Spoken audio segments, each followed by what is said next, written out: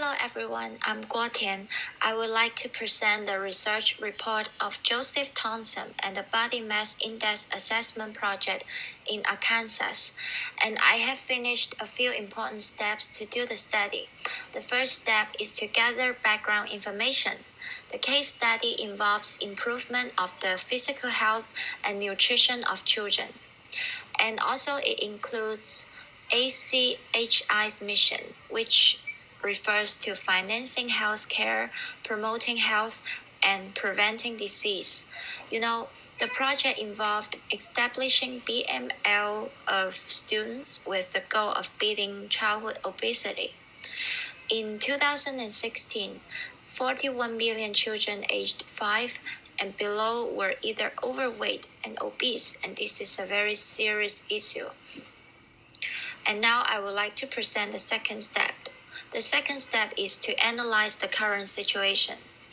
Doctors were in disagreement as to whether childhood obesity was a serious epidemic.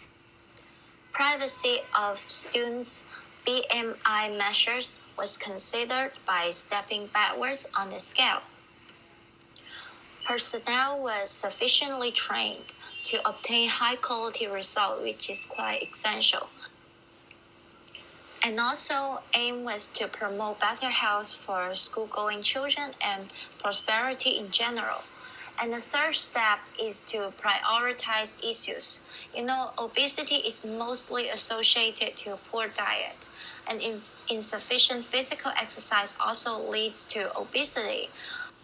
According to the researchers, only 300 calls were made out of 427,000 BMI reports sent to parents. Also, 150 out of the 300 calls meant to seek more information about BMI. This is a good sign, though the other 150 calls were complaints about the exercise. There was need to explain to the parents more about the program and its intended benefits so that they can help their children to avoid obesity. In fact, obesity in children is primarily caused by a poor diet that has been developed by most families and school programs. In Arkansas, for example, there are vending machines placed next to schools that sell junk food to students. Okay, the fourth step is to analyze alternatives. A separate BMI report was established and ratified by the school principal.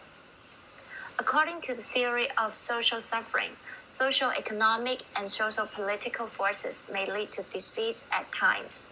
Also, parents should ensure that their children take a balanced diet if childhood obesity will be overcome.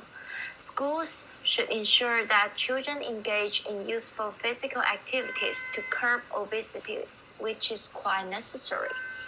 In fact, according to the theory of social suffering, socio-economic and socio-political forces may lead to disease at times. Social institutions might also contribute to the existence of disease.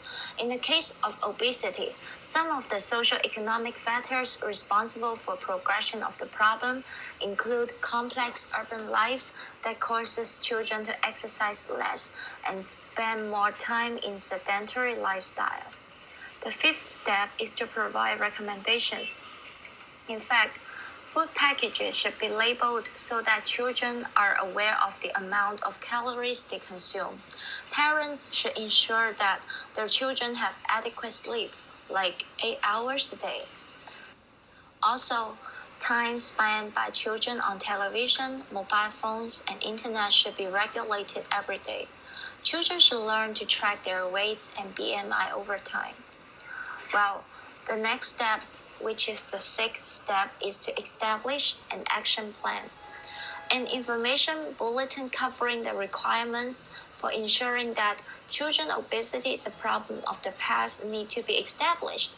Obesity should be incorporated into the elementary school curriculum, which can teach the student about the importance of health when they are still young.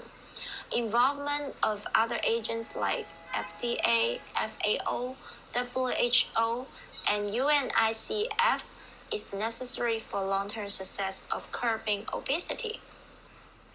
What's more, a national BMI framework should be built up. The BMI plan should be evaluated and adjusted on a continuous basis so that the features can be constantly monitored. In conclusion, children obesity is a problem all over the world.